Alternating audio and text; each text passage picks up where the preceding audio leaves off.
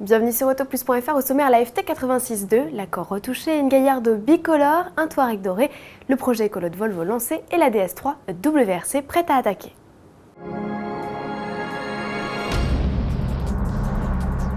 Avant d'attaquer ce journal, avis aux amateurs de cinéma, propriétaires de voitures, utilitaires ou de roues des années 50, 60 ou 70, la société AGM Cinéma prépare actuellement le tournage du film Clo-Clo et recherche ce type de véhicule pour des scènes en région parisienne et dans les environs de Monaco. Le tournage aura lieu au mois d'avril et de juin. Si vous êtes tenté, envoyez la photo de votre ancienne par mail à l'adresse ci-dessous.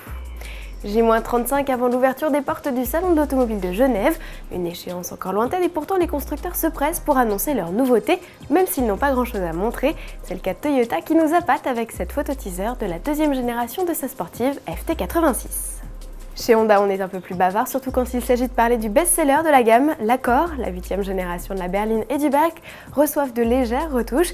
La calandre voit apparaître une deuxième barrette de part et d'autre du logo, les phares s'éclaircissent et les boucliers se redessinent. Enfin, quelques détails aérodynamiques revus, l'ajout de pneus à faible résistance au roulement permettent au 2 litres de diesel de 150 chevaux de voir chuter ses émissions de CO2 à 138 grammes. En bref, Lamborghini a présenté au salon automobile de Doha, au Qatar, une Gallardo bicolore. Hormis cette carrosserie biton, rien de neuf pour la Sportivo V10 de 560 chevaux. Ah si, des jantes de Superleggera, un peu maigres, sauf certainement pour les clients du Moyen-Orient. Et pour les séduire justement, Volkswagen a réalisé un Touareg tape à l'œil, hors 24 carats à tout va, à l'extérieur, sur les jantes, barre de toit et calandre. L'intérieur n'est pas en reste avec poignée de porte, cerclage d'aérateur et du GPS ou encore commande de boîte recouverte du précieux métal. La maison écologique du projet One Ton Life est prête et même habitée par la famille Lindell. Nils, Alicia, Jonathan et Anna vont vivre écolo pendant 6 mois. Ils troquent ainsi leur maison des années 70 pour une design villa en bois. La famille profite aussi d'une voiture 100% électrique fournie par Volvo. Ça va les changer de leur deux scéniques. C'est l'énergie récoltée par les panneaux photovoltaïques installés sur le toit qui va permettre de recharger la compacte. L'objectif du programme est de démontrer que ce modèle d'habitation et de vie peut faire tomber de 9 à 1 tonne les rejets de CO2 par habitant et par an.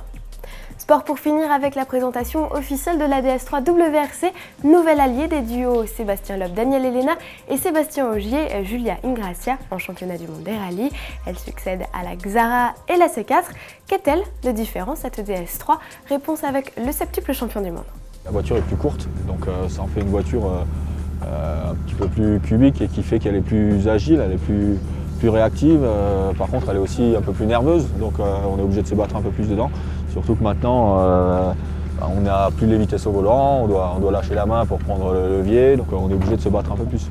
L'assaut sera donné le 10 février prochain en Suède. À demain.